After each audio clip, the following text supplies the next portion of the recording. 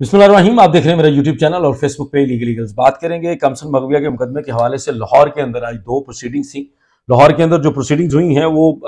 मैं कोशिश तो हमेशा करता हूं कि मैं टाइमली आप लोगों को इन्फॉर्म कर दूं, लेकिन जैसे ही हम अदालती मामला से फ्री होते हैं तो उसके बाद ही मुमकिन होता है कि किसी व्लॉग के अंदर आप लोगों को अपडेट किया जाए। चूंकि लाहौर के अंदर जो प्रोसीडिंग्स होती हैं उसमें बहुत सारे कान टूटे यूट्यूबर्स हैं यहाँ के, जिन लोगों को जो है वो फौरी तौर पर मवाद मिल जाता है और वो फिर एक अजीब सा प्रोपेगेंडा चल जाता है।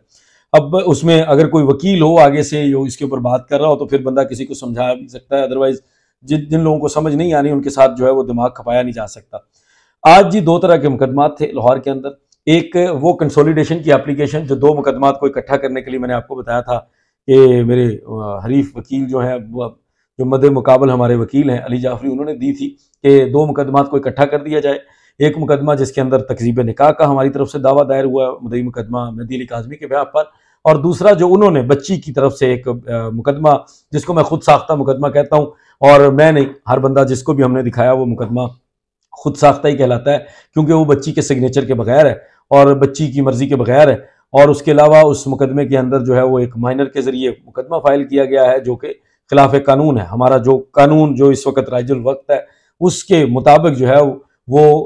है वो दावा स्टैंड नहीं करता, वो दावा वो खत्म हो जाता है, वो दावे को जो है ना वो फाइल नहीं कर सकता कोई भी।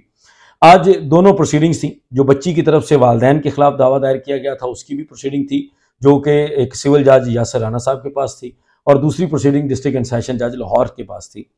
जो पहली प्रोसीडिंग थी डिस्ट्रिक्ट एंड सेशन जज के पास, उसमें तो ऑलरेडी फाज सदीकी साहब जो है वो जाकर स्टेटमेंट दे चुके हैं। जो हमारे मुखालिफ वकील हैं वो वहां पर नहीं आए, उन्होंने प्रॉक्सी काउंसिल के जरिए हाजिरी करवाई थी 10 तारीख को भी, और आज अगेन उन्होंने उसके अंदर जो है वो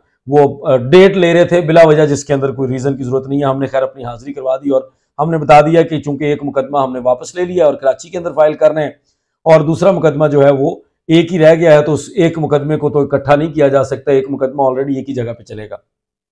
जज यासर राना साहब की अदालत में जब हम पहुंचे तो हमें सुबह पहले पता चल गया था कि जज साहब जो है वो 9 बजे, जब कन्फर्म हुआ, अदालत का टाइम था 9 बजे से लेकर 4 बजे तक, तो 9 बजे ये पता चला कि जज यासर राना साहब आज के दिन छुट्टी पे हैं और मंडे से लेके सैटरडे तक या अगले मंडे तक वो एक ट्रेनिंग के अंदर जा रहे हैं, जिसमें जजेस की कुछ ट्रेनिंग हो रही है, और वो दिन भी उनके छुट्टियों के होंगे।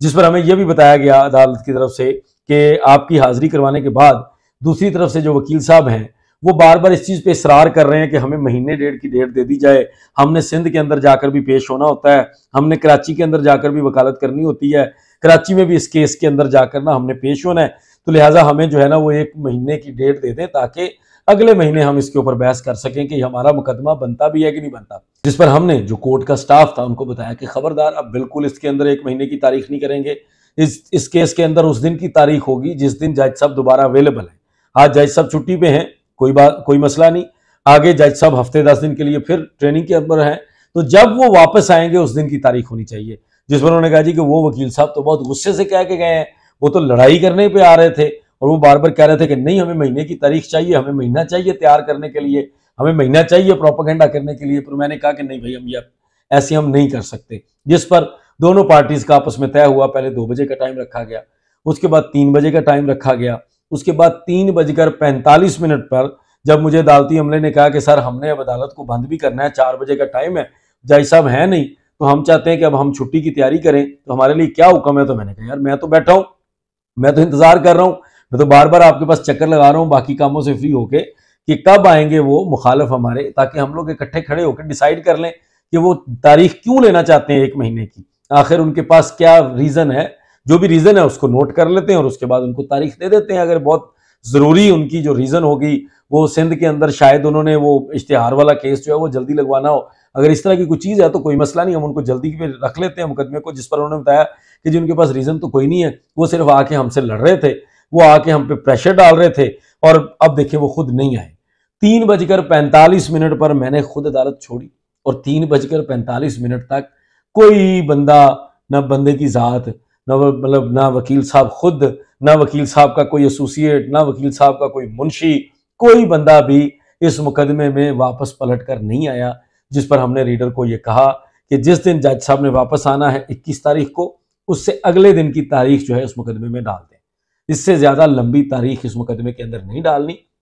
क्योंकि अब ये मुकदमा डिसाइड होना है। क्योंकि वकील साहब भाग रहे हैं क्योंकि इस मुकदमे के अंदर एक खारिज शुद का ऑर्डर आना है, जिसके अंदर ऑनरेबल कोर्ट ने यह लिखा होना है कि ये अदालतों का टाइम ज़ाया करने वाला मुकदमा था, ये मुकदमा इस अदालत के अंदर हो ही नहीं सकता था, ये मुकदमा बच्ची की तरफ से बन ही नहीं सकता था, ये मुकदमा बच्ची की तरफ से है ही नहीं। जब ये सारी चीज़ें ऑर्डर में लिखी जानी है तो उस ऑर्डर से बचने के लिए वकील साहब ये कोशिश कर रहे हैं कि किसी ना किसी तरह से हम इसको जितना टाइम गुजार सकते हैं, जितना टाइम हम इसके ऊपर खेल सकते हैं वो खेल लें, जितना टाइम वो लाहौरी मुलाजमा या कराची वाला शैतान जो है वो इसके ऊपर प्रोपेगेंडा करना चाहे कर ले, जितना टाइम कोई लाहौर का छचुंदर नुमा कोई चीज़ कर ले, इसके अलावा जो है उनका कोई पर्पज़ नहीं था। लेकिन उसके अलावा ज़रूरी था आप लोगों के लिए, जो आप लोगों के इल्म में होना, कि मैं ज़ाती तौर पर 3:45 पर उस कोर्ट से निकला हूँ और 3:45 के बाद अदालती अमला सिर्फ अदालत को बंद करने की तैयारी कर रहा था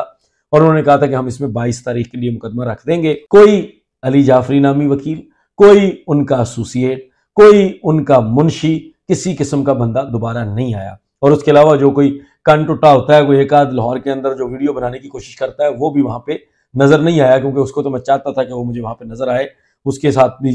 उस मामले पे ऊपर कोई डिस्कशन की जाए अदालत के अंदर, लेकिन कोई बंदा उनकी तरफ से नज़र नहीं आया और उस अदालत की तरफ बिल्कुल रुख ही नहीं किया। इसलिए ये बताना आपको ज़रूरी था, क्योंकि प्रोपेगेंडा किया जाता है कि देखें जी अदालत के अंदर हम गए, भाग गए, हमारे सामने से आगे लग के भाग गए, क्योंकि उनको पता है कि वो फेस नहीं कर सकते अली जाफरी साहब को, उनको पता है कि अली जाफरी साहब के साथ मुकदमा लड़ा नहीं जा सकता। तो ये आप लोगों को पता होना चाहिए कि बिल्कुल वो इस मुकदमे पर, अपने